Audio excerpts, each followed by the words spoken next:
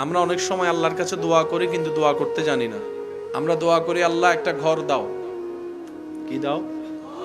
আচ্ছা সত্যি করে বলেন, ঘর দিলে যদি শান্তি না থাকে, সে ঘর পেয়ে লাভ কি?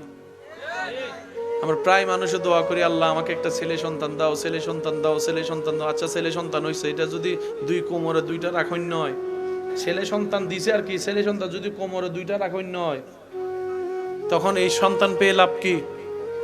সেজন্য দোয়াটা একটু ওভাবে করবেন যেভাবে নবীজি শিখিয়ে দিয়েছেন। দোয়া করার সময় বলবেন, আল্লাহ একটা ঘর দাও, শান্তির ঘর, শান্তির ঘর দাও। এবার তুমি যা দাও, 5 তালা দিলে দাও, কুড়ে ঘর দিলে দাও, টিনের চাল দিলে দাও, ঘর দাও যেটাতে মাথা আমি গুছাতে পারবো, কিন্তু ঘরটা হবে শান্তির। যখন ঘরটা শান্তির রব কবুল করে নিবে, ওই ঘরের ভিতরে যারা থাকবে সবার ব্রেন মন এমনি শান্তির হয়ে যাবে। আল্লাহ আমাকে একটা সন্তান দাও, নেককার সন্তান। কি সন্তান? জোরে বলেন, কি সন্তান? এবার সন্তান এটা ছেলে হোক মেয়ে হোক, তোমার ইচ্ছা, তোমার ব্যাপার। মেয়েদেরকে এত ছোট করে দেখার কিছু নেই, মেয়েরা ছোট দেখার কিছু নেই। এই মেয়েরা পৃথিবীর আলোকিত করার অন্যতম একটা জাতি, আল্লাহর প্রিয় একটা সৃষ্টি। নবী অনেক হয়েছেন, রসুল অনেক এসেছেন, কিন্তু মারা হচ্ছে যে নবী রসুলের মা, সে জাতি। সুবহানাল্লাহ বলবেন না? পৃথিবীতে অনেক নাম করা ওলি আল্লাহ আপনি নাম শুনেছেন, দেখেছেন। ওই ওলি আল্লাহরা যার পেটে ছিল, উনি হচ্ছে নারী, উনি হচ্ছে মা। আল্লাহ কাউকে ছোট করেননি। আমরা আমাদের বুঝার ক্ষেত্রে ভুল বুঝার কারণে আমরা ছোট মনে করি। আল্লাহ তাআলা আমাদের সবাইকে ইসলাম বুঝার, আমল করার তৌফিক দান করুন। নবী রাহমাতুল লিল আলামিন বলে, হে আমার উম্মত শুনো, কখনো যদি পরিস্থিতি এমন হয় ঝগড়া তর্ক অশান্তি বেড়ে যাবে, এমন পরিবেশে তুমি সত্যের উপর থাকার পরেও যদি নিজে হেরে যাও, তুমি হেরে যাও, তারপরও ঝগড়া করিও না। আমি নবী তোমার জন্য ঘোষণা দিলাম, আল্লাহর থেকে আমি জান্নাত নিয়ে তোমাকে দিবই দিবই দিব। তুমি হকের উপর আছো, ছেড়ে দাও, কাউকে বেইজ্জতি করিও না, কাউকে তুমি অপমান করিও না। আমি নবীর খাতিরে তুমি মাফ করে দাও। এতে যদি তোমার ইজ্জত কমে, হাসরে এসে আমার থেকে ইজ্জত নিয়ে নিও। এর উপর আর কোনো কথা আছে? এই হাদিসটা যদি আমরা মানি, বাই বাইয়ের জামিলা, বাপজাডার জামিলা, রেখে লাভ কি এই জমিন? সেই জমিনের কারণে এক মার পেটের ভাই যদি এক টেবিলে বসতে না পারে, এই জমিন থাকার চাইতে না থাকাই ভালো। ওই জমিন দিয়ে কি করব? যে জমিনের মালিকানা বাপ থাকতেই সন্তানেরা মনে মনে দোয়া করে, বুড়া মরে গেলে তো মালিকানা আমার নামে চলে আসবে। এই সম্পত্তি থেকে লাভ কি ভাই? সম্পত্তি সেটা নয় যেটাকে আমরা মনে করি। মনে রাখবেন, আসল সম্পত্তিকে একটা মা বাবার জন্য, আউওয়ালাদিন সোয়ালিহিন ইয়াদউ লাহু ইয়াদউ লাহু ইয়াদউ লাহু, আসল সম্পদ হচ্ছে একটা নেককার সন্তান। নেককার সন্তান যেটা দুনিয়াতে থাকলেও মা বাবার উপকার আসে, ইজ্জত আসে, কবরে চলে গেল মা বাবার জন্য 2 চোখের পানি ফেলে রবের কাছে গুনাহ মাফের ভিক্ষা করে, গুনাহ মাফের ভিক্ষা করে, গুনাহ মাফের ভিক্ষা করে। এটাই হচ্ছে আসল সম্পদ।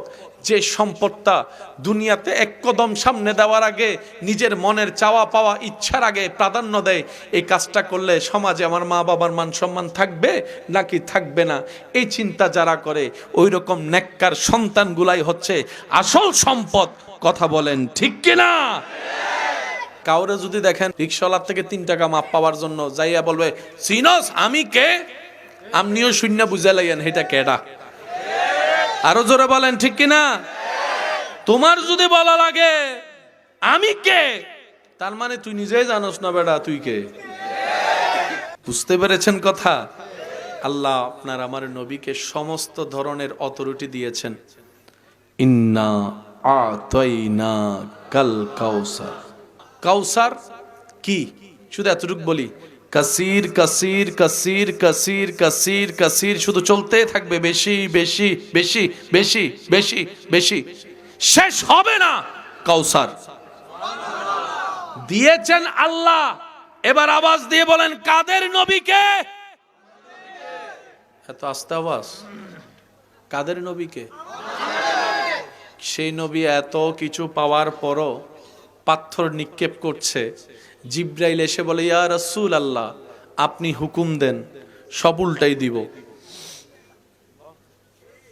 নবী বলে, জিব্রাইল রাগ কইরো না, ওরাও বুঝ, আমাকে তো চিনে নাই, চিনলে এরকম করতো না। জিব্রাইল তুমি রাগ কইরো না, মেজাজ গরম কইরো না, আমি মাফ করে দিছি। আপনি সেই নবীর উম্মত, আপনি আপনি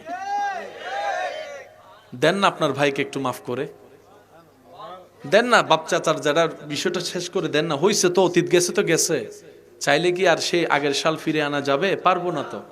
হয়তো কোন একটা কথা মন মেজাজ খারাপ ছিল, বলে ফেলছে আর কি, ধরে রেখে লাভ নেই, ছেড়ে দেন। আপনি এখানে রবের দিকে তাকায় মাফ করুন, রব্বুল আলামিন খুশি হয়ে আপনাকে মাফ করবে। কেন? ক্ষমা করা সেটা আল্লাহর শান, আল্লাহর শান, আল্লাহর শান। আপনার আপনজন যার সাথে আপনি রাগ করে কথা বলছেন না, অপরাধ ভুল কয়টা করছে? একটা, দুইটা, তিনটা, চারটা, পাঁচটা। আপনি আমি কয়টা গুনাহ করছি আল্লাহর কাছে হিসাব করে দেখেন, হিসাবের খাতায় আটবে না। কিন্তু তারপর আপনি আশা করেন আল্লাহ যেন আমাকে ক্ষমা করে। আপনি বলেন, আল্লাহ আমাকে তুমি মাফ করো। রব তো একটা বারও বলে নাই, হাজারটা গুনাহ আছে, কয়টা মাফ করব। কিন্তু রব কি বলছেন জানেন? ইন্নাল্লাহা ইয়াগফিরুয যুনুবা জামিয়া। বান্দা, মন থেকে তুই নবীর প্রেম আদব নিয়ে একবার তওবা কর। তুই তওবা করবি একবার, আমি আল্লাহ তোর 40 লক্ষ গুনাহ থাকলে সেটাও মাফ করে দিতে রাজি। আপনি যদি মন উদার করেন, ভালোবাসাকে উন্মুক্ত করেন, সবার উপকার চিন্তা করেন, পিঠে আপনার আঘাত পড়বে এটা নিশ্চিত। অন্যকে খাওয়াবেন, আপনার ঘরের খাবার শর্ট পড়ে যাবে, এটাও বাস্তব। সবকিছু জেনে শুনে উপকার করতে থাকেন। থ্যাংক ইউটা বান্দার থেকে আশা করবেন না, থ্যাংক ইউটা রবের রহমতের দরবার থেকে আশা করবেন। কারণ বান্দা দিলে আর কদ্দুর দিবে, একটা থ্যাংক ইউ দিবে না হয় 10 টাকার জায়গায় 20 টাকা দিবে। কিন্তু রব যখন দেওয়া শুরু করবে, কল্পনার বাইরে পাইতে থাকবেন। শুধু আপনি না, আপনিও পাবেন, আপনার সন্তানরা পাবে, আপনার নাতিপতিরাও পাবে। উনি চাইলে বেগাইরে হিসাব, বেগাইরে হিসাব, হিসাব সারাই দিতে থাকবে থাকবে, উনি দিতেই থাকবে, আপনার রক্তরা পাইতেই থাকবে। সেজন্য লেনদেন ব্যবসা করলে ওদিকে করেন। এই ব্যবসার মধ্যে ডকুমেন্ট থাকলো, ডাইরেক্ট কয় যে মিথ্যা, জাল। কথা বলেন না রে ভাই। আর এই জায়গায় কোনো ডকুমেন্টের দরকার, শুধু নবীর প্রেম আদবটা অন্তরে রাখবেন। এটা সবচেয়ে ইম্পর্টেন্ট জিনিস, নবীর প্রেম আদব মনে রাখবেন। প্রিয় ভাই, মাইকের আওয়াজ যতটুকু যাচ্ছে, আমার মা বোনও যদি শুনে থাকেন, মনোযোগ দিয়ে শ্রবণ করবেন। আল্লাহর দরবারে অপরাধী, ভুলকারী, গুনাহগারের ক্ষমা আছে, কিন্তু বেয়াদবের কোনো ক্ষমা নাই। বেয়াদব কাকে বলে, গুনাহগার কাকে বলে, শুধু এতটুকু বুঝাই বলি। নামাজের টাইম হয়েছে, নামাজ পড়েননি, নামাজ না পড়ার কারণে গুনাহগার। এই গুনার আল্লাহ চাইলে মাফ আছে, মাফ আছে। কিন্তু আপনি যদি বলেন নামাজের দরকার নাই, তাহলে আপনি হয়ে যাবেন কাফের, কারণ আপনি বেয়াদবি করেছেন। বিষয়টা কি বুঝাতে পারছি? আল্লাহ দিয়েছেন, আপনি বলেন যে না দরকার নাই, আপনি মানলেন না, এটা বেয়াদবি। এটা কি বেয়াদবির কোনো ক্ষমা নাই আল্লাহর কাছে, না আপনার কাছেও নাই। আপনার নিজের জীবনকে খেয়াল করে দেখেন, বেয়াদবের কোনো ক্ষমা, সেটা নিজের ছেলে হোক আর মেয়ে হোক, বেয়াদবের কোনো ক্ষমা। আল্লাহ তাআলা আমাদের সবাইকে একটু বুঝার তৌফিক দান করুন। যেখানেই থাকুন, যে অবস্থায় থাকুন, সুযোগ বুঝে আপন রহমানের দরবারে হাজিরা দেওয়ার সেই নামাজের সময়টা বের করে নেবেন। যিনি আপনাকে সময় দিয়েছেন, ওনাকে সময় দেওয়ার ব্যাপারে কখনো সময় চিন্তা করবেন না। সেজন্য মসজিদে গেলে শুধু মোবাইল বন্ধ করেন না, পারলে ঘড়িটাও বন্ধ করে দিন। ওখানে গিয়ে দেখেন না যে 3 মিনিট লেট হয়ে গেল, 5 মিনিট লেট হয়ে গেল। রবের দরবারে যিনি সময় দিয়েছেন ওনার জন্য যদি সময় দিতে আপনি এইরকম চিন্তা করেন, উনি যদি আপনার জীবন সময়টাই বন্ধ করে দেয়, কোথায় যাবেন? কার কাছে আপিল করবেন?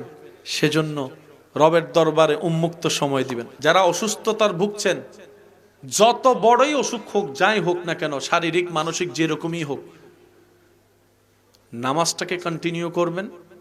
নামাজে সিজদার সময়টা একটু বাড়াই দেওয়ার চেষ্টা করবেন। আর কোরআন তেলাওয়াত করার চেষ্টা করবেন, না পারলে শোনার চেষ্টা করবেন। একদম যদি নাই হয়, অন্তত সূরা রহমানটা শোনার চেষ্টা করবেন, সূরা ইয়াসিনটা শোনার চেষ্টা করবেন। আপনি যখন এই কালচারে নিজেকে অভ্যস্ত করে নেবেন, তখন আপনি দেখবেন ওষুধের কাজ করছে, এর চাইতেও বেশি শক্তিশালী আপনি নিজের দেহের ভিতর অনুভব করবেন।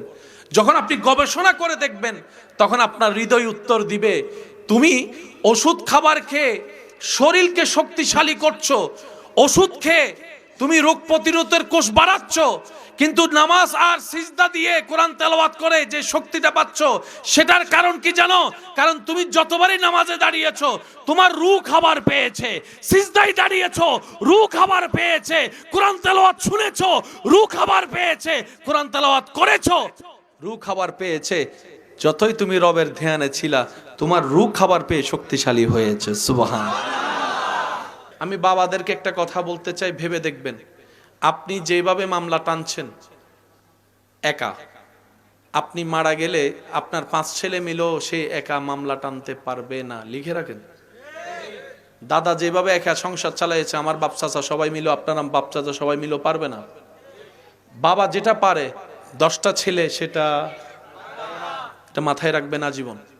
সেজন্য অনেক সময় মানুষে বলে, বাবা যখন কামাইছে তখন বুঝি নাই, এখন যখন সংসারের দায়িত্ব নিজের কাঁধে, এখন বুঝতেছি বাপে কেমনে সংসার চালাইছে। এটা আওয়াজ দেন না রে ভাই, ঠিক কিনা?